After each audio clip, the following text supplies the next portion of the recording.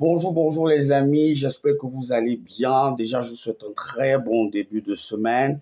Voilà, chose première, chose due, je vous ai promis qu'on devait décrypter toute l'actualité footballistique au courant de cette saison de la première à la dernière journée. Les grands championnats principaux ont déjà repris, à savoir la Ligue 1, la Première Ligue et la Liga. On a débuté là, il y a de cela quelques jours avec le débrief de la Super Coupe d'Europe qui a vu s'affronter le Paris Saint-Germain et les Spurs de Tottenham, victoire du Paris Saint-Germain, c'est pour ça que j'ai la baleine, bien évidemment. Et je vous ai promis, ça va être comme ça jusqu'à la fin de la saison sportive, avec entre autres la Coupe d'Afrique des Nations qui va se jouer du côté du Maroc à partir du mois de décembre. On y sera, on va décrypter tous les matchs et toute l'actualité.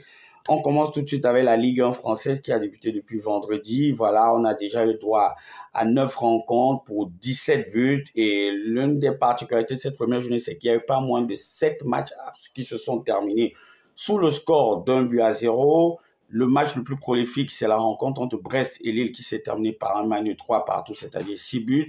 Le fait majeur, c'est la défaite de l'Olympique de Marseille qui est tombé après avoir joué pendant près d'une heure de jeu à 11 contre 10 face à une solide et vaillante équipe de Rennes. Rennes qui s'impose 1-0 sur le but de Ludovic Blas. Blas qui a débuté la rencontre sur le banc, il délivre le stade rennais. C'est de très bon augure pour l'équipe de coach Habib Beye qui confirme sur la façon dont il a terminé la saison l'année dernière. Rappelons aussi qu'il n'a pas débuté la saison dernière sur le banc de touche rennais. Non, il est arrivé en remplacement de Jorge Sampaoli. Et là, il fait du très, très bon boulot. Quid, voilà, pour l'Olympique de Marseille qui a annoncé beaucoup de bonnes choses pour ce début de saison. On a vu, ils ont fait une très belle préparation estivale. Mais là, ils ont chuté face à une équipe rennaise qui avait plus envie qu'elle.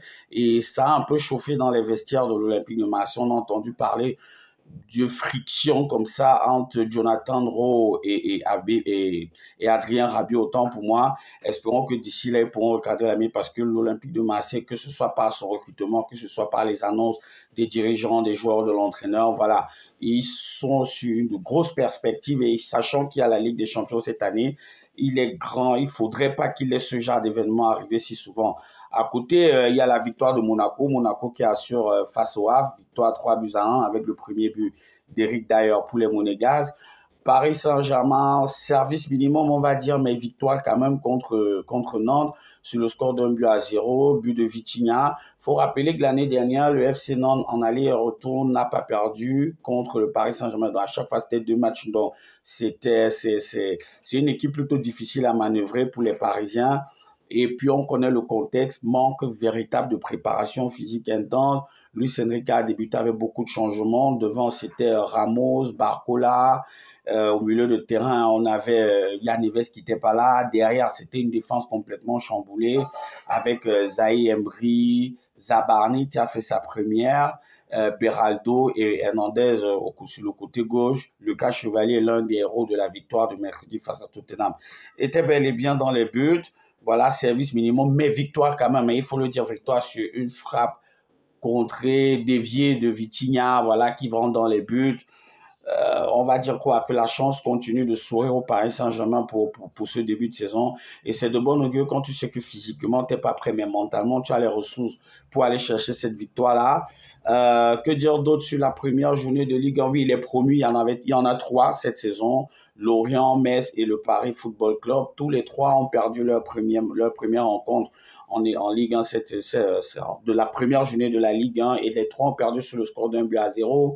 Score étriqué, on va dire ça comme ça, mais bon, c'est la première journée, les équipes sont encore en rodage, mais l'essentiel, c'est de prendre le maximum de points le plus tôt possible pour s'éviter des maux de tête en ce qui concerne la relégation.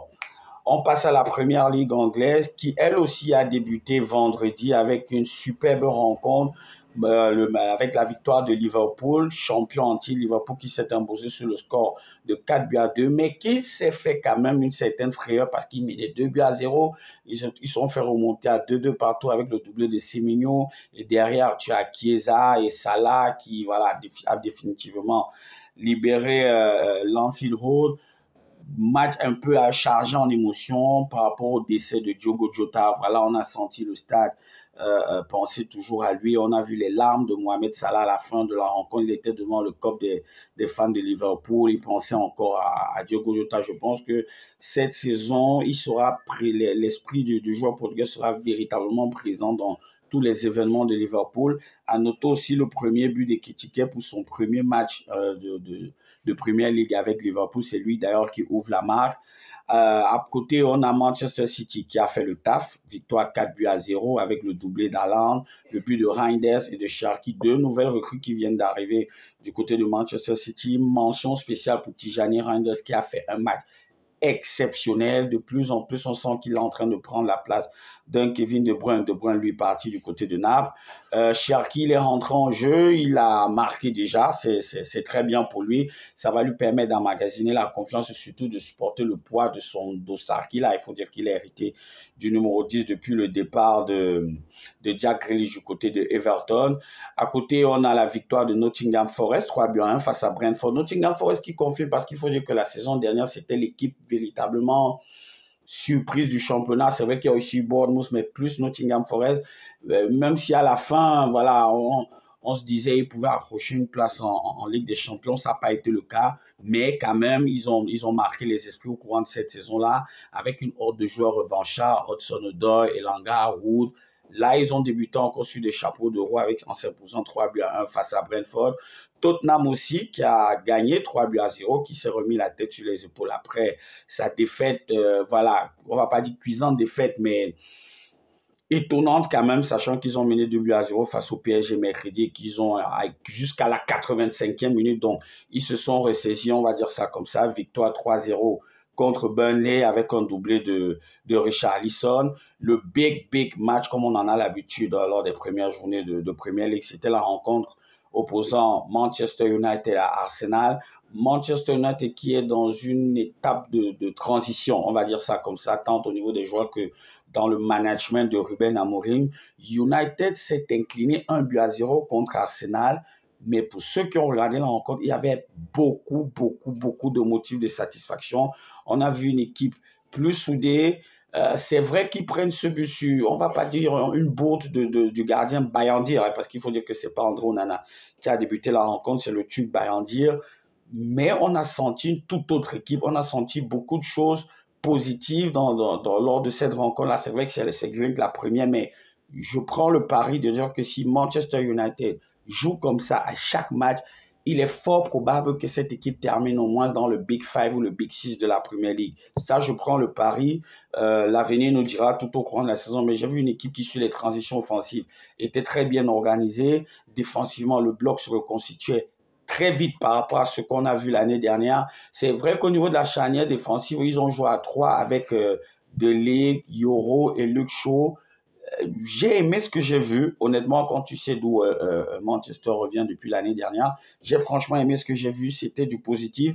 Oui, il y a la défaite, mais la défaite, comme je dis, dans le conduit, Arsenal n'a pas véritablement bousculé cette équipe de Manchester United. Après, il faut aussi dire la vérité, c'est que la saison dernière, dans les gros matchs, que ce soit contre Arsenal, Liverpool ou City, on a une équipe de Manchester City, de Manchester United, autant pour moi, qui se comportait plutôt bien. Voilà, on va dire ça comme ça. Malheureusement pour eux, voilà, ils ont perdu, qui plus est à domicile devant leur public. Mais il y a eu, je le répète encore, des choses très positives. Et le choix des joueurs, que ce soit Mbeumo, Cunha, ça s'est expliqué parce que dans le système d'Amorim qui joue en 3-4-2-1, il a besoin d'explosivité, de mecs qui sont capables de reproduire plusieurs courses à haute intensité. Et je pense qu'avec Cunha et le Camerounais Bryan Mbeumo, le joueur africain le plus cher de l'histoire, on est dans cette logique-là. Amad Diallo est rentré en cours de jeu. Il a aussi apporté énormément à cette équipe-là. Voilà, c'est de bon augure pour la suite, malgré la défaite, ça il faut le rappeler. Côté Arsenal, c'est 3 points précieux pris dans un top match contre un adversaire. Voilà, c'est vrai que United ne truste plus trop le top du classement ces dernières années, mais c'est quand même un gros adversaire et c'est bon pour le mental aussi de s'imposer dans ce type de rencontre-là. Au final, voilà, la Première Ligue nous a livré déjà 9 rencontres. Il y a une dernière qui va se jouer ce soir, le match d'Everton. On a eu droit à 23 buts déjà en 9 rencontres. C'est bien, c'est le championnat anglais, ça joue vite, ça joue dur. On termine par la Liga espagnole qui a débuté elle aussi. On a déjà eu droit à 8 matchs pour 24 buts.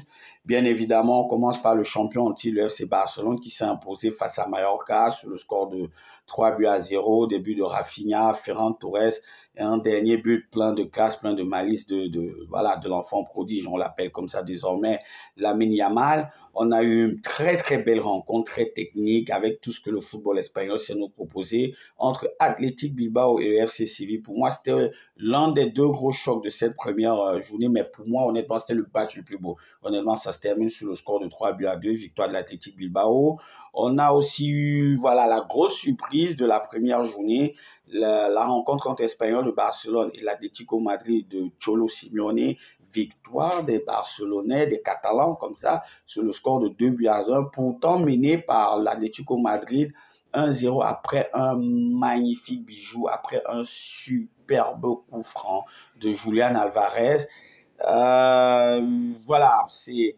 Mais derrière, tu as l'Espanyol de Barcelone qui a su se rattraper, qui égalise à 1 d'abord, après un terrible oubli défensif de Raspadori, qui découvre une nouvelle équipe, un nouveau championnat qui venait de rentrer en jeu. Voilà, on va dire quoi, il n'était pas encore véritablement chaud, il oublie son adversaire, direct qu'il met le 2-1, qui met le 1 partout, égalisation, et puis derrière, c'est une superbe tête décroisée, Espanyol de Barcelone passe devant 2-1. Derrière, il ferme la boutique, voilà, défaite de l'Atlético Madrid sur le terrain des Catalans.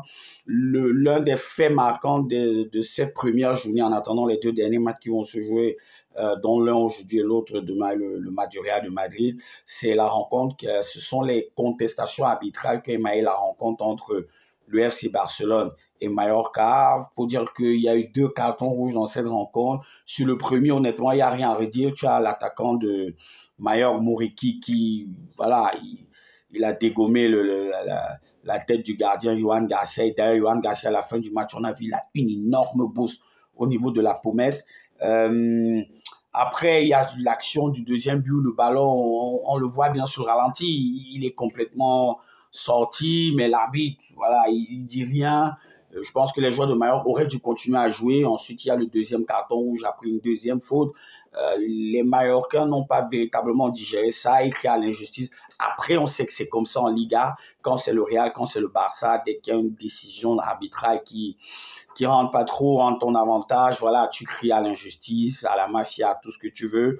Mais bon, je pense que jusqu'à présent, ça a été plutôt correct. Donc, voilà le débrief des 5 plus gros championnats européens que je viens de vous faire au terme de cette première journée.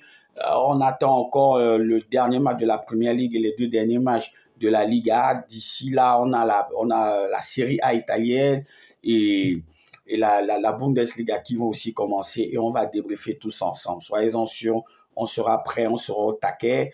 Toutes les actualités, tous les faits de jeu, on sera présent pour vous et pour votre bon plaisir.